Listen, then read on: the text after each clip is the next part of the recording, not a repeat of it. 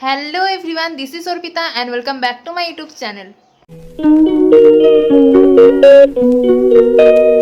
তো আজ শিবরাত্রি আর শিবরাত্রি স্পেশাল তোমাদের জন্য বড় ব্লগ নিয়ে চলে এসেছি, তো তোমরা স্কিপ না করে পুরোটা দেখে যাও। তো সকালবেলা উঠে রেডি হয়ে চলে গেছিলাম মিষ্টি আনতে দুজন মিলে, আর এরপর স্নান করে এসে তোমাদের দেখাচ্ছি পুরো আয়োজনটা।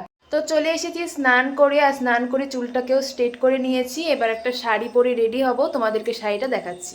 এই যে সেই শাড়ি, রেডি হয়ে তোমাদেরকে ফুল লুকটা দেখাচ্ছি। তো রেডি হয়ে গেছি, তোমাদের ফুল লুকটা এখন দেখাচ্ছি। তো এই যে রেডি হয়ে গেছি মায়ের একটা হলুদ শাড়ি পরে, আর এখানে কানেরটা আমি একটু অন্যরকম করে পরেছিলাম, তোমরাই বলো কেমন লাগছে। আর এখানে শাড়িটাও একটু অন্যরকম করে পরেছিলাম, এখানে তো ঠিক বোঝা যাচ্ছে না, তোমাদেরকে গেট রেডির ভিডিও দিলে তোমরা বুঝতে পারবে। তো এই যে দেখো আমাদের থালা সাজানো হয়ে গেছে, আমরা এবার মন্দিরে যাব না, বাড়িতেই ঢালবো। তো শিবরাত্রিতে নাকি জল দক্ষিণ দিকে মুখ করে ঢালতে হয়, সেই জন্য আমরা সামনের ঘরে নিয়ে এসেছি, মানে মা বাবার রুমে নিয়ে এসেছি।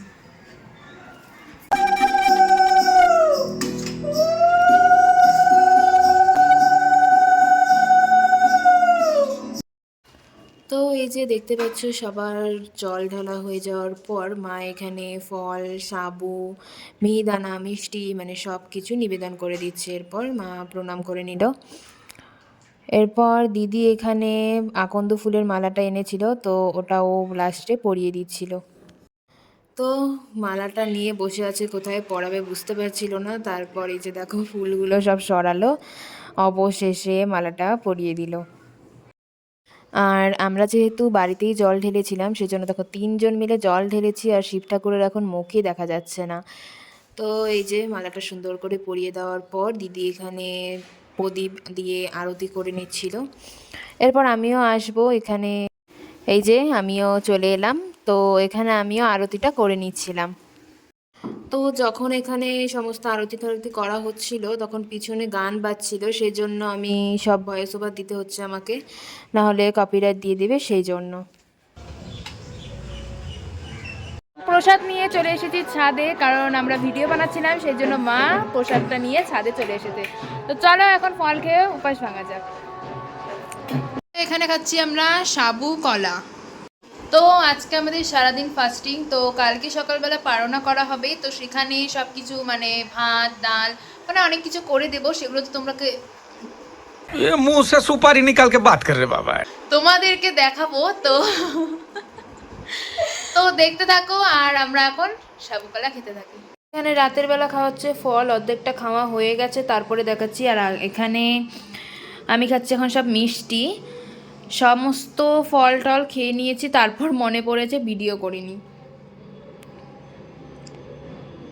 তো তোমরা কারা কারা জল ঢেলে এভাবে উপোস করে কাটালে কমেন্টে জানিও, মানে ফল টল খেয়ে কাটালে সেটা কমেন্টে জানিও। তো আজকে রাতের খাবার হচ্ছে এই যে সাবু, তো এটা খেয়ে আজকে ঘুমিয়ে পড়বো, তো চলো খেয়ে নিই।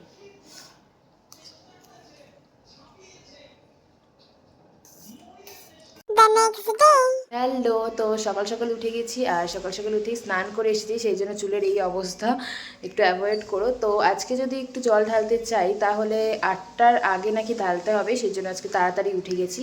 তো সমস্তটা দেখাবো তোমাদের, দেখতে থাকো। তো পরের দিন সকালবেলা উঠে নাকি এখানে বেলগাছে জল দিয়ে ঝাঁকাতে হয়, তো সেটাই এখন করছি।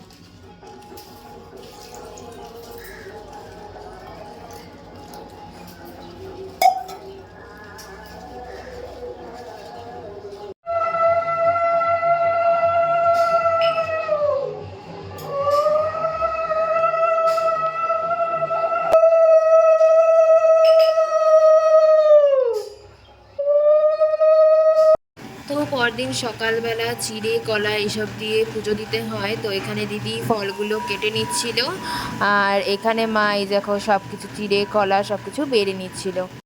তো আজ পারো না, আর এখানে চিড়ে কলা দিয়ে সমস্ত ভোগ দেওয়া হয়েছে, এরপর আরও রান্না টান্না করে পরে আবার ভোগ দেওয়া হবে, সেটা তোমাদেরকে দেখাচ্ছি। তো যেরকমটা বলেছিলাম যে রান্না করার পর ভোগ নিবেদন করা হবে, তো এখানে বসে দিয়েছে পায়েস। তো এখানে আমার দিদি পায়েস বানাচ্ছে। কতটা হলো? এতটা। চাল ফুটছে। এরপর নলেন গুড় দেব। ওকে, আর আমি এখন কাটবো সবজি। তো এখানে আমি কাটছি ফুলকপি, আস্তে আস্তে সমস্ত সবজি কাটা হবে।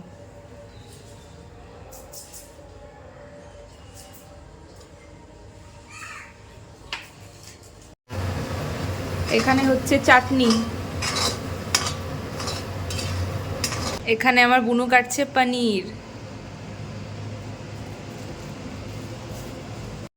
এখানে হচ্ছে ফুলকপি,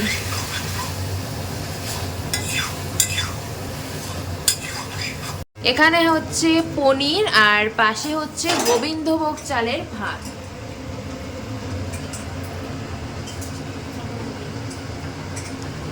মটর পনির। এখানে বানানো হচ্ছে সবজি। সবজিটা কি দিদি বানাচ্ছিস? সবই দিদি বানাচ্ছে।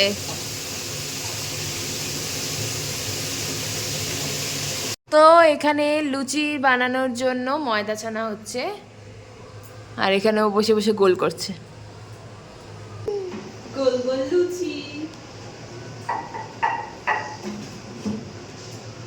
তো এখানে লুচি ভাজা স্টার্ট হয়ে গেছে। তো আরেকটা কথা বলে দিই, তোমরা বলতে পারো এখানে আমাদের এই রেগুলার গ্যাসেই কেন ঠাকুরের জিনিস বানানো হচ্ছে। তো এটা আগের দিন ভালো মতো মুছে টুছে সাফ করে রাখা হয়েছিল, আর যখনই আমরা কোনো নিরামিষ গ্যাসে বা কিছুতে বানাতে গেছি তখন আর ঠাকুরকে না মানে ভোগটা নিবেদন করা হয়নি, মানে কোনোভাবে আটকে দিয়েছে ঠাকুর, তো সেই জন্য আমরা এই গ্যাসেই বানাই। এখানে হচ্ছে শাক। তো সমস্ত আয়োজন করা হয়ে গেছে, এখন দিদি নিয়ে যাচ্ছে ঠাকুরকে ভোগ নিবেদন করার জন্য। এখানে সব এনে রাখা হয়েছে।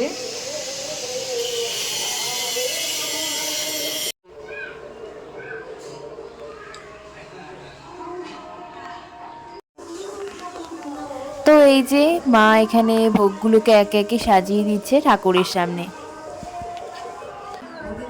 দাও।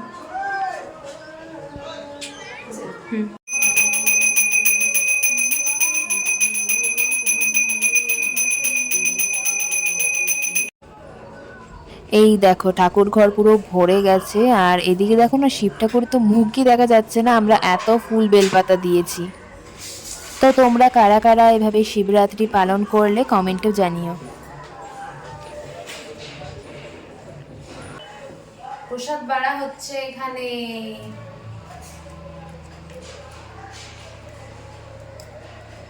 তো সবকিছু হওয়ার পর আমরা খেতে বসে পড়েছি, এখানে দিদিও খাচ্ছে।